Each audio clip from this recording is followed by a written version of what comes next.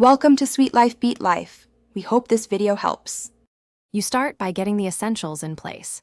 Check that both devices actually support data over USB-C and set the phone or device to file transfer or MTP. Once done, plug the data-rated USB-C cable into both ports. Make sure the connectors seat firmly. If prompted on the screen, choose the transfer option instead of charging. You do this first because hardware and mode selection determine whether data will flow at all. Skipping this wastes time later. Once the devices are connected and recognized, open your File Explorer on the host and locate the connected device. You can drag and drop folders or use copy/paste.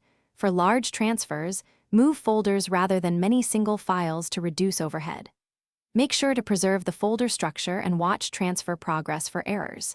If you need integrity assurance, calculate checksums or compare file sizes before and after. This prevents subtle corruption and saves you from having to repeat lengthy transfers later.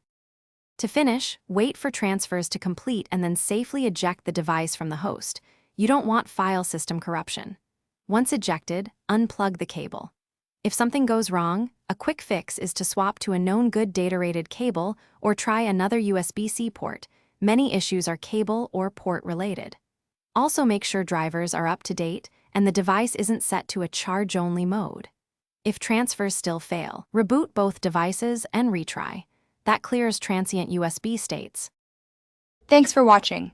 Consider subscribing if we helped you.